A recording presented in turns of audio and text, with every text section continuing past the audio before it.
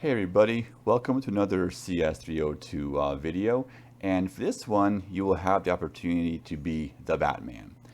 So this assignment is based on the Arkham Knight game, and of course that was an amazing game, and in fact the Arkham series was, I believe, the best superhero game series ever made. So I'm hoping that in the future they have more games like it.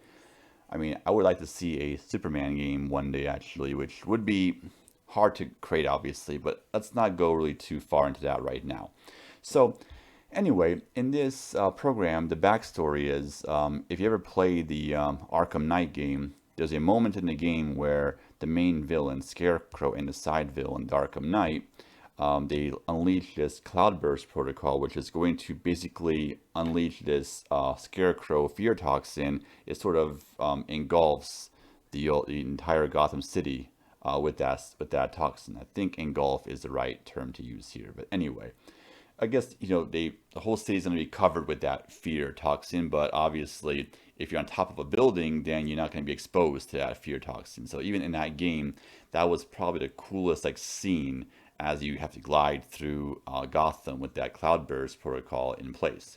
So in the game, as you might have remembered, during that cloudburst protocol scene, that you have to glide on top of buildings or glide for a period of time to not fall into that cloudburst, because that would sort of cause Batman to go possibly crazy. So basically you have to keep on gliding and try to lay on top of buildings, and keep gliding until you finally reach some target building that probably has some type of maybe a computer there or so forth, which could be used to turn off this sort of cloudburst protocol. So that's what this first paragraph kind of tells you, but really let's sort of think about this more in terms of 302. So we're going to be given a graph, and we're going to have several set of buildings. A building is going to be a node in this graph, and an edge is going to connect building A to building B. So that really means that if there's an edge between A and B, that means Batman, when he's standing on building A, he's able to see building B from A. So I guess the whole justification is that you can't glide too far, because buildings that are further away are not visible, I guess, by Batman. Is sort of the, I guess, going to be sort of the loop or a workaround that sort of issue.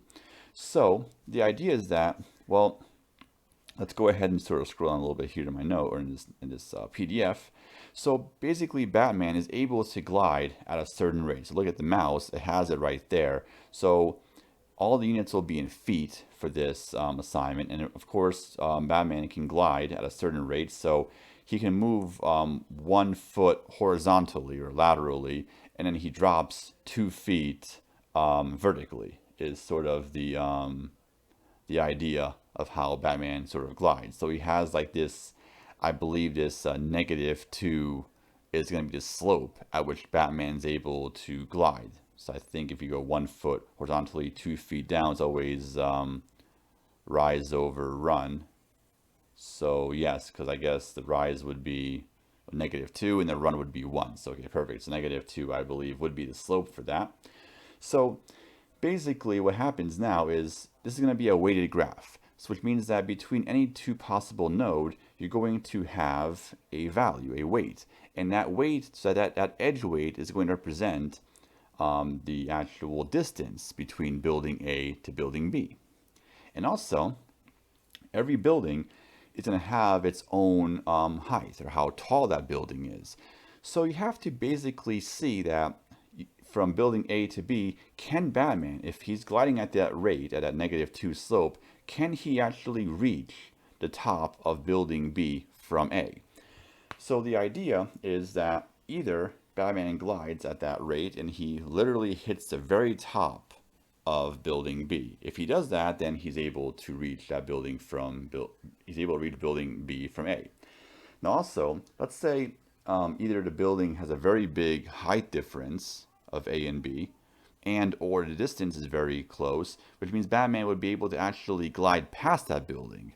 Well, in the Arkham game, as you remember, Batman anytime can do a dive bomb and land. He can just sort of dive sort of just dropping sort of vertically and not moving horizontally anymore. So the idea is that if Batman, at some point, if he's about to go beyond the building, he can dive down and land on top of the building. The only way he would not be able to take an edge from building A to building B is if the way that he drops, the way he's gliding, if he would not be able to hit the top or somewhere above the building, but he would hit somewhere in, below the top, then he's not able to actually sort of land on building B. So you want to always look at a node. You have to look at the height difference of a node that you're currently standing on versus all the neighbors. And of course, the distances, and sort of figure out that if Batman glides at that slope, would he be able to land on that building? That's basically what this program is really asking. So you have to start from a starting position.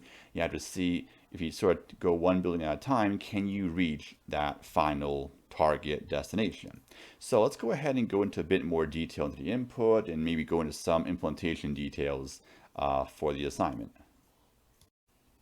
So the input in this assignment will be given in the following way. So first, you go into read in from standard input, the string that represents the start building that Batman will begin his sort of traversal on. And then you're going to actually prompt the user for that target building that he needs to reach, which will both be just from standard input. And of course, you read those into two string variables. And then you're going to have to read in a file name as a string and have to open up a file stream and then read in sort of this file.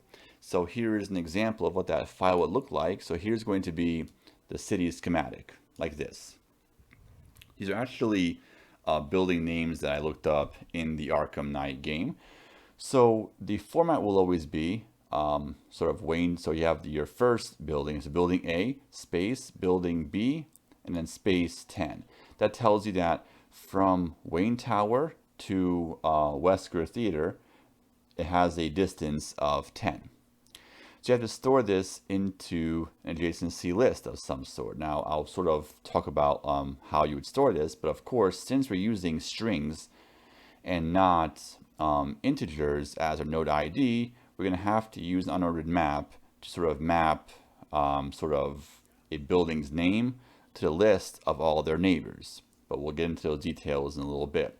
But anyway, I believe the rest of this input is relatively straightforward how you want to read this. So of course, there's going to be a node goes to this node with that type of weight.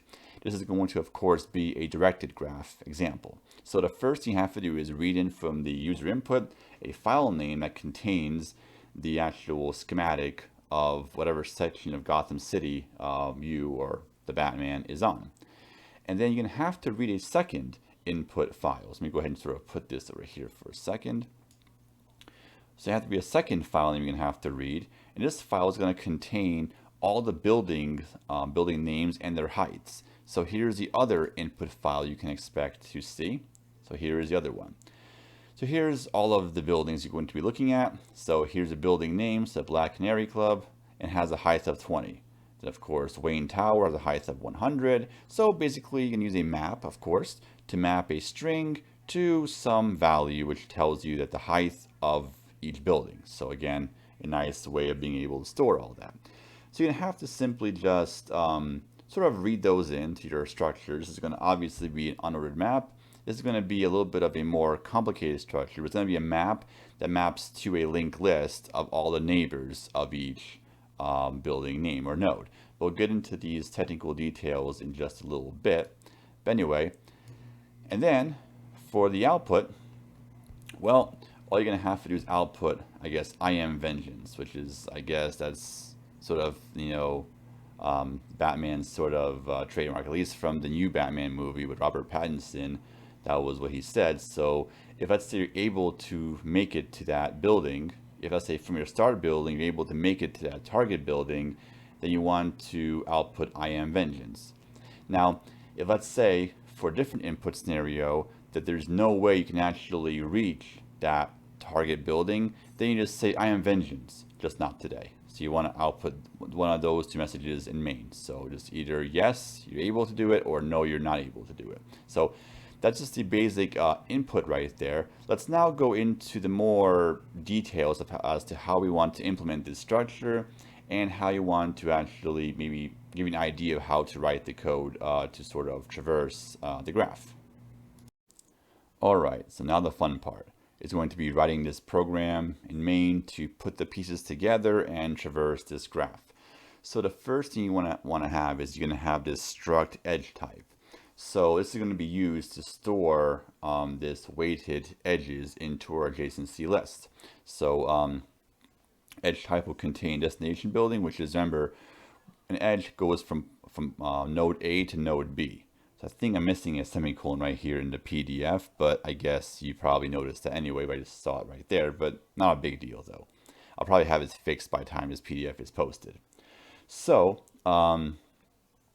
anyway, so every single edge is going to have a destination that the edge goes to, and of course its weight, or in this case, we'll just say int length. And then we're going to have the following structure right here called Gotham. And this is going to sort of map a string to a linked list of this edge type. So a string will be sort of the building name.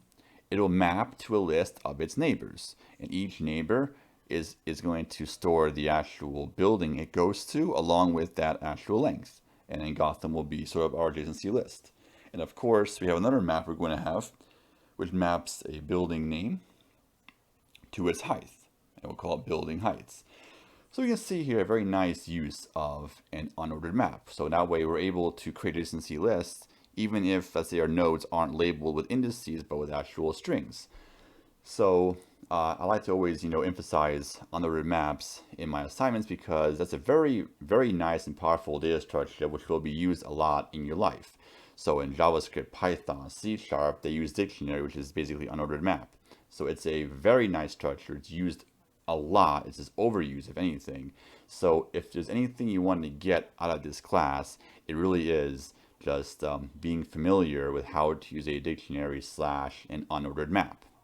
So these are going to sort of just be used to store the graph, the list of edges, and of course it's going to be used to store the list of the buildings and their heights. So now there's actually all kinds of detail here. Of course you can read through this, but I'm going to now sort of open up OneNote and just sort of draw out this, sort of make it more visual. But of course you can read through this if you do want to read through this. But anyway, let's go ahead and go to OneNote and sort of draw out how to actually visualize this program. I guess I have a typo right here as well, which is this is actually, he moves 1 foot horizontally, 2 feet drops. So I will fix this before the PDF is posted. So right there, there's a typo right there. So anyway, I'll have it fixed by the time it's posted. But if I don't, then you will, I'm telling you right now, the typo is right there. Okay, now let's go to the OneNote and sort of show how we want to set up our data structures. All right, so let's go ahead and write our int main, or at least sort of go over the contents of int main. So let's see, if I want to first go ahead and look at my input file, of course we're going to have the first line right there where Wayne Tower has an edge to Wesker Theater with the length of 10. Let's go ahead and sort of see how we would actually insert this into our structure. So I'm going to just use, I guess I used Gotham as my name. And then we're going to, of course, going to have Wayne Tower. Interesting spot to begin this traversal. I wonder why Wayne Tower was the first sort of building chosen. I mean, we've never seen Bruce Wayne and Batman at the same time in the same place ever, right? Well, you know what? I think that's just coincidence. Let's go ahead and say it's got to be coincidence. Anyway, so we're going to go ahead and do an add edge. And I'm going to go ahead and do it in the following way. So I'm going to say edge type. And I believe I have Wesker Theater. His names, maybe go ahead and write this out over here. Wesker Theater 10, like that. So this is going to add an element into this structure. So basically, right now, I'm actually using a constructor. So you may have to actually sort of implement a constructor for this edge type struct. Now you don't have to, but this will make this one line. You can just sort of create sort of an object right here by calling a constructor, and then just simply inserting into the back of this vector. Now let's look at further down the line here. Let's say we have another neighbor for Wayne Tower. So look at the input. Say just to kind of go through this, we have Wayne Tower goes to GCR building as well. So this line right here. Let's add this in as well. So the same idea. You just have, so I'll write this a little faster. So you have just Gotham. Maybe I should just copy and paste instead, but I'll just write the whole thing out. Won't be as nice handwriting, but I think we know what's going on at this point. So essentially, this is how we sort of add edges into our adjacency list. We just do this basically because we have this nice STL we can use to make things work. So we have, this is going to be just GCR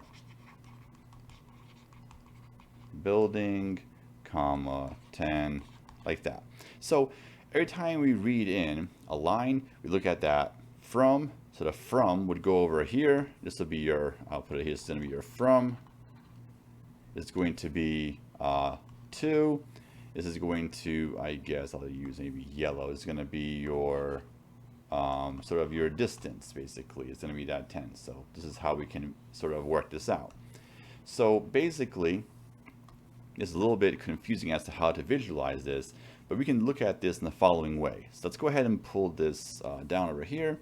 Let's say we have this sort of hypothetical array, if you will. I'll sort of just create this array right over here like this. This is how it's going to look like. So let's say this is going to be the Wayne Tower index. Now I think I'll move this over to the right a little bit. Let's put this over here. So Wayne Tower index, and it's going to contain these 2 nodes. So just not a very nice picture. I don't want to use a shape because it would be too long to do this. But I'm gonna have just theater. Just bear with me on this. And then we have 10, and this one's gonna have GCR building, and it has also 10. That's how we can kind of visualize this. So each edge in this graph that has a neighbor, has an outcoming neighbor, we're going to have sort of a separate sort of field, or not field, but a separate entry in this table. So we're going to use this key to look up Wayne Tower, and the Wayne Tower is going to return a linked list object. And a linked list object contains this entire linked list right here. That's going to be what Wayne Tower maps to. So it maps essentially to that entire linked list, which would be an object. And of course, for the rest of these, you have to sort of one by one add them in there. And of course, if you have, let's say, Bank of Gotham to Orb Theater, we would just simply have another element somewhere, anywhere in this table, I guess you can say, which would have the bracket, or the lookup would be Orb Theater. Is that what I used? Yes, Orb Theater. And it's going to basically, sorry, I used Bank of Gotham. So you have Bank of Gotham will be the actual sort of lookup, and it will map to a list of all of the neighbors of Bank of Gotham, which looks like right here, it's GCR building, or no, sorry, Orb Theater is the neighbor of Bank of Gotham, and also the Black Canary Club as well. So basically, that's how you can visualize this structure. Let's go over how we can iterate through all the neighbors of each node in our adjacency list. Okay, so if you want to be able to traverse through all the neighbors of, let's say in this case, Wayne Tower, we're going to have to use a linked list iterator. So let's go ahead and sort of write some code on this. Now, you can use the auto type because we are going to be using C++11 after all, which will make life a little bit easier for us. So let's go ahead and iterate through the neighbors of this list. So you're going to create a variable. I'm going to call it auto. I'll just call it, I guess neighbor makes sense. I'm going to use the map called Gotham Wayne Tower. Now I'm really getting suspicious. Too much of this Wayne Tower stuff going on over here. But anyway, so dot begin. So remember what the begin function does. You wrote this back for assignment 1. The begin returns an iterator that points at first element. So neighbor is going to be actually a linked list iterator. So it's actually going to be this. It's going to be standard list, standard list, and of course edge type iterator. That's what this auto is going to really be. Writing out auto does sort of save a lot of typing versus putting all that stuff, but really that's what this neighbor type is going to be. But since auto works, you don't have to worry about that. You use that type as you wish. But anyway, either way is good, but I use auto in mine because it's definitely cuts down on writing a lot of code, I guess. So anyway, we have Gotham Wayne Tower dot begin. Remember, Gotham Wayne Tower, this is going to return a linked list object. So I'm going to simply call that linked list object's begin function, which returns an iterator that points at first node in the list. So neighbor essentially is going to point to that node. And of course, if I want to be able to retrieve the actual name of the node that Wayne Tower connects to, well, we have to do this. We have to, of course, dereference the iterator by saying star neighbor dot, I believe I had as, what was it? I think it was dest. I forgot what the actual field was called. Is that string type? Let me see if it's actually up here somewhere. That's in the PDF, I think. Okay, so I'm gonna call it dest name, but it's gonna be that string that's stored inside of the node that it points to. So I say star neighbor dot dest name. It's going to get this Wesker Theater. So I forgot what that type is, that string field inside of the node. So that's going to retrieve the name, and of course if I say star neighbor, I think I have it as length, I believe.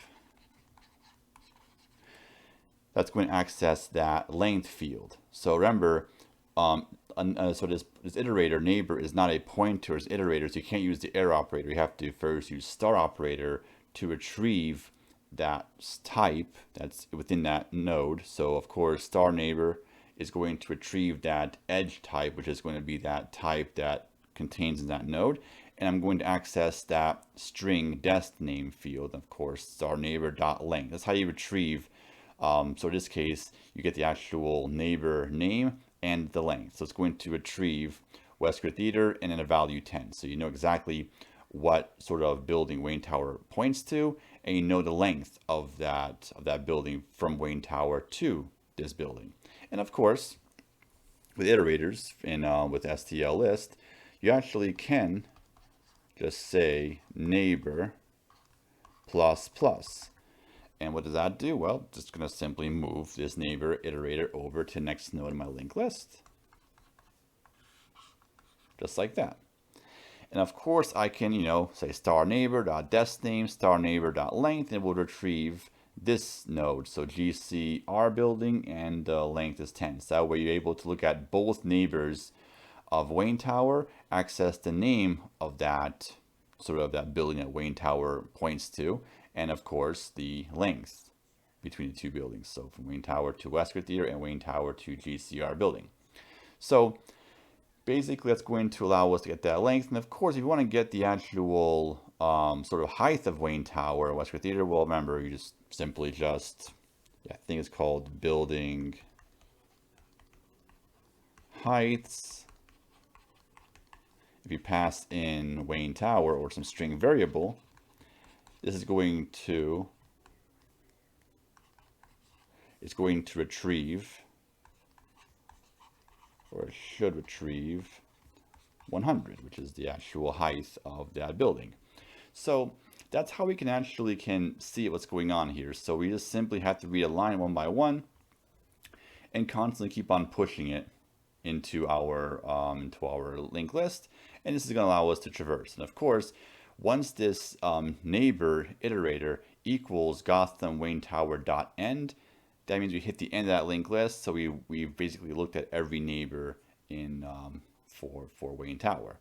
Okay, so let's go ahead and now look at this DFS function we're going to have to write to actually sort of compute this path or figure out if a path exists from your start node to some final destination node. Okay, so you're going to want to write the recursive function. I called mine I am Batman, but of course you can call it whatever you want to call it. I had a little too much fun with naming the variables in this assignment, but of course it's going to be a DFS type function, but I am Batman just seems to be the appropriate function name for this assignment. So remember, you have to pass in several arguments into this function. So I'll just kind of, leave this here for you for right now. But you have to, of course, pass in, you need a current node as always, right? So a current node is always going to be needed. So in main, obviously, so current node is going to be sort of a string that represents the name of a node you currently are on. So just think of a DFS code example I covered in class. Same idea, except now that cur is not going to be an int, but it'll be a string, obviously. So you want to, of course, in main, when you first call a function, the current the node you're going to pass into the current parameter for this function is going to be, of course, that start node. Then, of course, you want to have that sort of end node, which never will change. Of course, you need your adjacency list. And of course, you need sort of these building heights. So these are going to be passed in for sure. So what you're going to do is a DFS type traversal. You're going to be at a current node and look at all the neighbors of that node. So it's really the same basic code, except a little bit different with STL, which really, in fact, makes your life a lot easier because STL, if you do use a debugger, then it makes it very easy to see what data is stored in an object because STL, really everything gets presented very nicely with a debugger. So definitely beats having a pointer for this assignment. So what you want to do is do a DFS traverse. So look at every possible neighbor. You have to look at the edge and see that, oh, can Batman take this edge? And of course, Batman's slope, that he sort of moves down 2 units and 1 over to the right. So he always moves down 1, forward, down 2, moves down 2 and then forward 1. So he has that -2 slope. I would think that's the right answer, -2.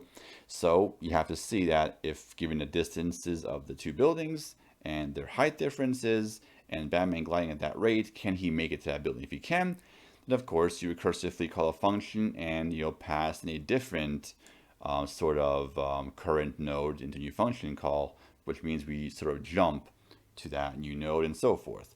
And I guess, with DFS, you have to back up to the previous node sometimes. So I guess justification there is that Batman can use his grapple hook to launch himself back to an already seen building. But because he's already been on that building, then of course, then he's able to grapple hook back. But he can't grapple hook to a building he hasn't seen before, because I guess justification there is that he doesn't know where the grapple hook would attach to. And of course, I missed one more thing here. You have to also have a visited sort of array or list or possibly a map. Remember, because we're going to map sort of a building name to a true or false value. So we have to basically know if you've been there before. So it'll be a map because we're using a string as our array indices rather than using an integer, which we use for our assignments. So really, it's just going to be just straight DFS traversal, but a little bit modified because we're using this STL class. Of course, using a map instead of just a simple array. And of course, not every edge can be possibly taken because remember, this edge, if you try to go from building A to building B, Batman might not be able to make it to that building for the reason of at the rate that he glides. So let's go ahead and now go back to the final remarks to this assignment. So everything I showed you in that one note is actually all written over here as well, but I just wanted to do a more visual sort of representation of that. So specifications, really, I guess there really aren't any, except you can't use a global variable. Now global constants are okay, but global variables not allowed. You have to have a DFS type recursive function call that will traverse this graph. You can use any STL container, but I guess the only ones you're going to have to really use is just going to be unordered map and a list. Now, of course, we want to use adjacency list because it's more memory efficient if your graph is in fact sparse. And I guess last specification is right here. There's our, I guess, our sort of our bat right there. Essentially just sort of trying to keep us sort of keep it together, basically. It's supposed to be designed to help you feel better. It's a nice picture, so why not? There we are. So essentially, no real restrictions except you have to use recursive function, DFS, and no global variables. But any STL as you wish you can use in this assignment. But I would suggest, I mean, you could use a map, which is really a binary search tree instead of unordered map. But there's no point. You might as well use a map because unordered map it is faster, and of course, memory is not much of an issue really on this assignment. So why not make it run faster with a map? So anyway, here's sort of an example possible input. I compile my code, I run it.